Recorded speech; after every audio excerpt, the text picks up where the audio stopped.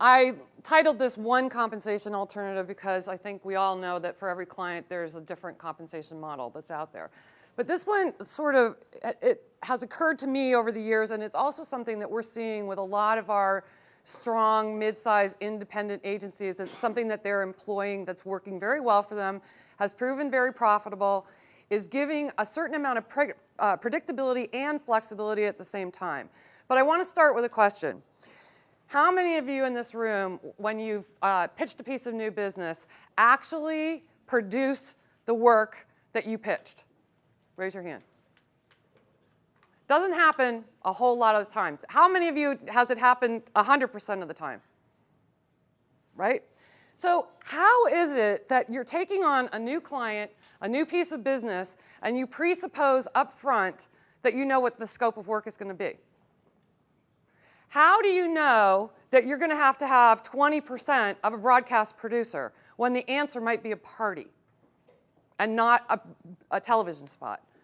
This alternative allows you a little bit more flexibility as you're really doing the deep business dive at the beginning of the relationship to push when the scope is going to be developed into another time and not right at the beginning.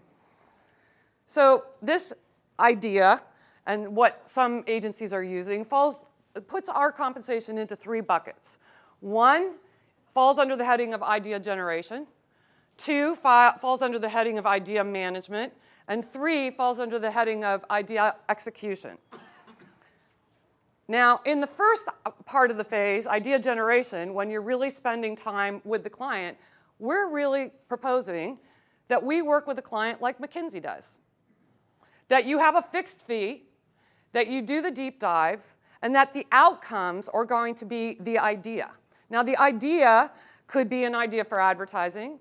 The idea could be something that your creative technologists come up with working with their CIO. You have no idea at the beginning what that idea is going to be. For that, we get paid a fixed fee. Not necessarily in this order do you move right into idea management, but this, working on a cost-plus basis, is where you start working possibly with the third parties that are already the agencies the client's working with. It allows you to start to develop the channel plan for which the idea is going to be executed. And it allows you to do it at the same time that the scope is being developed based on what the idea is and how it's going to be managed through the channels. And last but not least, we have idea execution, which, Mr. Client, we will give you an estimate for every time we get to that place.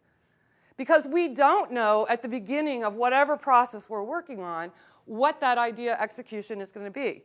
And here's the part that Tom told me I absolutely positively had to say, no matter how heretical it is. These people aren't necessarily full-time staff. Keeping an agency model alive that allows for all of the production people to continue to be in the agency forces us to do 2 things. 1, it forces us to always include them on our staffing plans. And 2, it forces us to make sure that the outcome is going to flow through that production department. This is more like a studio model or an architectural firm. We just recently moved. When we got the estimate from the architectural firm, it started here. Then they gave us an estimate for these 2 things on a much different fee structure. And that's the way they work. And we accept that. There's no reason why we can't get clients to start to accept that this is the way our business needs to run so that we can manage our costs better. So I would submit to you that this is one idea and it's a very simple idea from which it can get much more complex because that's what we're going to do to ourselves. But I think that it's something that if you start playing with, the agencies who have employed this, myself included, find that you can get a client who was unprofitable to become profitable and to start to value what it is that we do.